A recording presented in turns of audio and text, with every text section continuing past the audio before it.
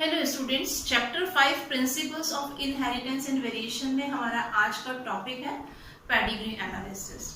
Pedigree analysis में हम किसी भी ह्यूमन फैमिली में किसी जेनेटिक ट्रेट के इनहेरिटेंस की स्टडी बहुत सारी जनरेशन तक करते हैं और उस स्टडी को हम एक फैमिली ट्री डायग्राम के फॉर्म में रिप्रेजेंट करते हैं। तो पेडिग्री एनालिसिस क्या है? It is a study of inheritance of genetic traits in several generations of a human family in the form of a family tree diagram is called the pedigree analysis. Pedigree analysis में किसी भी family की genetic history की study की जाती है जिसको हम चार्ट के फॉर्म में रिप्रेजेंट करते हैं। पेडिग्री एनालिसिस में किसी भी ट्रेट को लेकर के फैमिली के बहुत सारे मेंबर्स को ऑब्जर्व किया जाता है और देखा जाता है कि उनमें वो कैरेक्टर जो है वो किस जनरेशन में अपीयर हुए हैं। पेडिग्री एनालिसिस में बेटर रिजल्ट के लिए उस फैमिली के बहुत सारे मेंबर्स की स्टडी की जाती है। अब हम देखते हैं कि पेडिग्री एनालिसिस के क्या क्या एडवांटेजेस हैं। फर्स्ट है हमारा tracing the first appearance of the characters in the family. Family में वो कैरेक्टर जो है फर्स्ट टाइम कब अपीयर हुआ था इसकी स्टडी करना बहुत आसान होता है पेडिग्री एनालिसिस से। सेकेंड एडवांटेज है nature of character. Pedigree analysis से पता लगाया जा सकता है कि जो जेनेटिक ट्रेट है या जो डिसीज है वो ऑटोसोमल लिंक्ड डोमिनेंट है, ऑटोसोमल लिंक्ड रिसेसिव है या सेक्स क्रोमोसोम लिंक्ड डोमिनेंट है या sex chromosome linked recessive disease है। तो इसको हम पता लगा सकते हैं किसकी हेल्प से? पेडिग्री एनालिसिस की हेल्प से। और थर्ड पॉइंट है हमारा genetic counselling regarding the occurrence of the disease.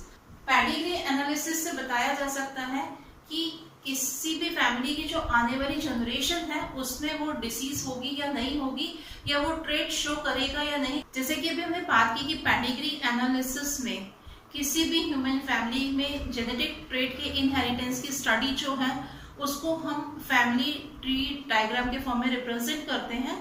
तो ये जो चार्ट और जो फैमिली ट्री डायग्राम बनाया जाता है उसके लिए कुछ सिंबल्स का यूज किया जाता है। तो यहाँ पर हम देखेंगे कि ये जो सर्कल होता है ये रिप्रेजेंट करता है फीमेल को, ये जो स्क्वायर है ये रिप्रेजेंट करता है मेल को,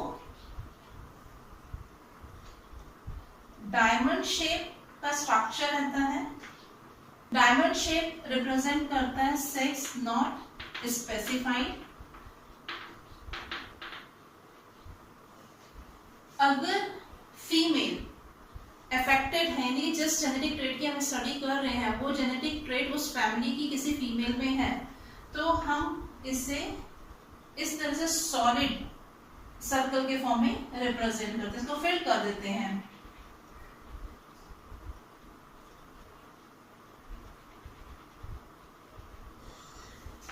ये है affected female.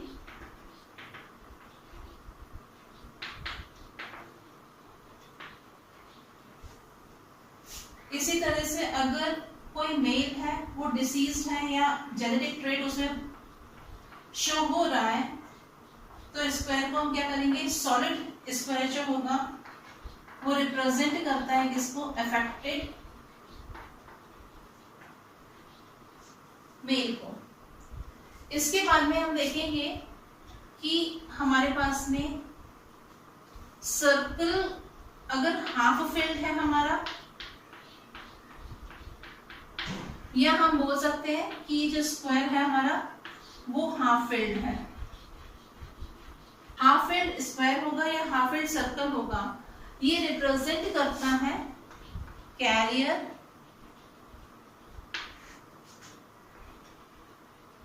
Male and female को।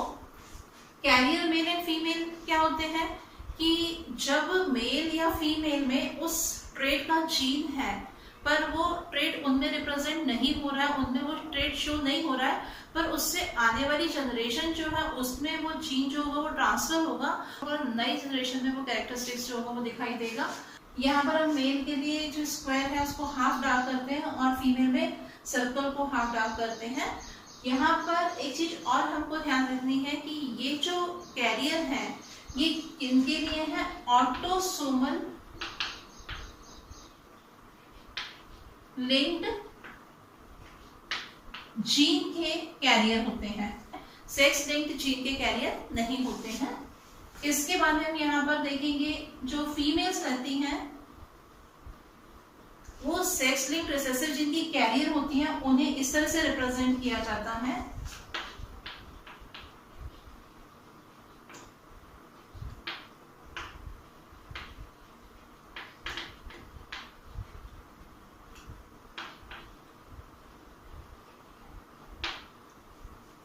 और जब फीमेल और मेल के बीच में मैटिंग होगी, रिप्रोडक्शन होगा, तो इन दोनों को हम एक हॉरिजॉन्टल लाइन से जोड़ देते हैं। तो ये शो करता है मैटिंग को, या हम बोल सकते हैं रिप्रोडक्शन को। इसके बाद में हम देखेंगे कि फीमेल और ये मेल अगर क्लोजली रिलेटेड है और उनके बीच में मैटिंग होती है, तब हम इसको टू हॉरिजॉन्टल लाइन से मिला देते हैं दोनों को। तो ये क्या है? मैटिंग बिटवीन क्लोज्ड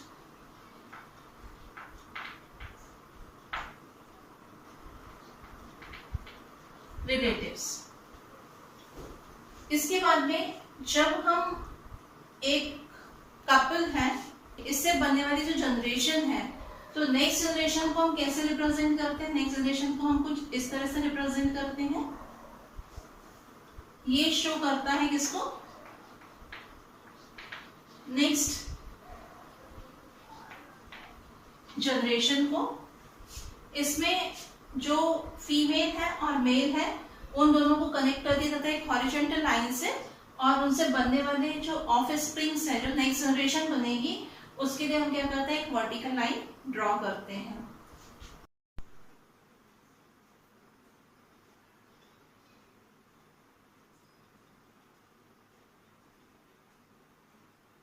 कुछ और सिंबल्स देखते हैं हम, जैसे यहाँ पर कोई कपल फीमेल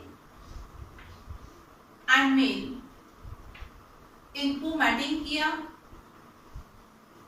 और इससे बनने वाली जनरेशन, यानी कि ये वर्टिकल लाइन से शो करेंगे, और इससे जो जनरेशन बनेगी उस जनरेशन को हम इस तरह से लिख सकते हैं। वर्टिकल लाइन से हॉरिजॉन्टल लाइन को कनेक्ट कर दिया जाता है, और यहाँ पर जो भी जनरेशन बनती है हम उसे एक ही सीक्वेंस में लिखते हैं।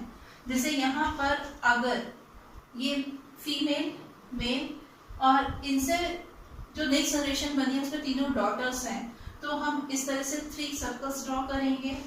अगर इनसे बनने वाली जो जनरेशन है उसमें हम देखेंगे कि यहाँ पर अगर 1 डॉटर है, 1 सन है, फिर ये डॉटर है, तो क्या किया जाता है? इसको हम किस में लिखते हैं? हमेशा एक ही सीक्वेंस में इसको लिखा जाता है। तो ये जो है ये क्या शो कर रहा है? नेक्स्ट जनरेशन को शो करता है, और ये जो है किसको शो करते हैं? ये शो करते हैं प्रोजेनी को। इसके बाद में यहाँ पर हम देखेंगे कि कभी कभी आपने देखा होगा कि कुछ कंडीशंस ऐसे होते हैं जिसमें कि ट्विंस प्रोड्यूस होते हैं। तो ट्विंस को कैसे रिप्रेजेंट किया जाता है? ये फीमेल, ये मेल, इन दोनों में मैटिंग शो करने के लिए हमने क्या किया? इसको हॉरिजॉन्टल लाइन से कनेक्ट किया, और जो ट्विंस हैं उन ट्विंस को हम इस तरह से शो करते हैं। अब यहाँ पर देखिए कंडीशंस 3 डिफरेंट टाइप की हो सकती हैं। ये ट्विंस है, दोनों डॉटर्स हैं। यहाँ पर सेकेंड कंडीशन जो है वो ये हो सकती है,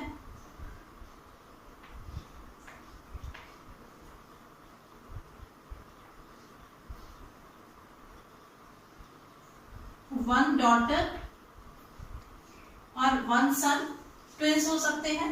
और थर्ड कंडीशन में ये फीमेल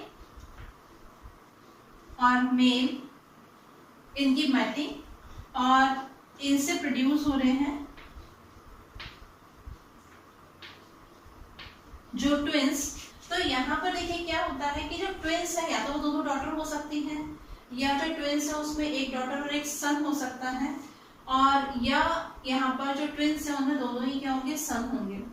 तो यहाँ पर ये जो तीनों कंडीशन हमने शो किए हैं, ये तीनों की तीनों कंडीशंस, ये और ये क्या शो करती है कि यहाँ पर ये जो ट्विंस हैं वो ट्विंस कैसे हैं, ट्विंस हैं non zygotic. Non zygotic twins है ये। नॉन जाइगोटिक ट्विंस का मतलब होता है कि जब 2 जाइगोट फीमेल की बॉडी में फॉर्म होते हैं और हर जाइगोट एक नए इंडिविजुअल को बनाता है, तब हम उसे क्या बोलते हैं, नॉन जाइगोटिक। तो यहाँ पर ये तीनों कंडीशन, ये वाली कंडीशन भी, ये कंडीशन भी और ये कंडीशन भी, इसमें क्या हो रहा है, इसमें मैटिंग हो रही है मेल फीमेल की। डॉटर हो सकती है ट्विंस, जो ट्विंस बन रहे हैं वो क्या है, यहाँ पर एक मेल और एक फीमेल चाइल्ड हो सकता है, और यहाँ पर जो ट्विंस है वो दोनों मेल चाइल्ड हो सकते हैं। तो इस तरह से ये जो ट्विंस बन रहे हैं, ये ट्विंस कैसे हैं, नॉन जाइगोटिक ट्विंस होते हैं। इसके बाद में हम देखते हैं कि जो मोनोजाइगोटिक ट्विंस होते हैं उनको किस तरह से रिप्रेजेंट किया जाता है। ये फीमेल और मेल की मैटिंग्स हॉरिजॉन्टल लाइन से शो करेंगे। इसके बाद में यहाँ पर ये जो ट्विंस फॉर्म हो रहे हैं, दोनों ट्विंस, इनको हम एक लाइन से कनेक्ट कर देते हैं। यहाँ पर सेकेंड कंडीशन क्या हो सकती है, दोनों ट्विंस जो है वो कैसे होंगे, मेल हो सकते हैं। दोनों ट्विंस जो है मेल हो सकते हैं यहाँ पर, या दोनों ट्विंस जो है वो फीमेल, या बोल सकते हैं कि डॉटर हो सकती है। दोनों ट्विंस जो है वो मेल या सन हो सकते हैं। तो यहाँ पर ये जो ट्विंस हैं ये कौन से हैं, मोनोजाइगोटिक ट्विंस हैं।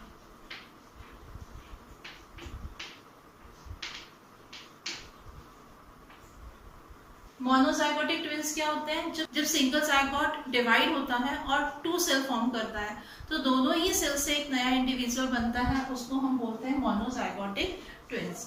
इसके बाद में हम देखेंगे कि यहाँ पर जो ये मेल का साइन, इसे हमने इस तरह से ब्रैकेट में क्लोज किया, तो ये होता है अडॉप्टेड चाइल्ड को शो किया जाता है। और इसके अलावा यहाँ पर ये है या फीमेल है, इसको हम इस तरह से ऑब्लिक लाइन से कट कर देते हैं। तो यहाँ पर ये पर्सन जो रहते हैं वो कैसे होते हैं, डिसीज्ड पर्सन होते हैं।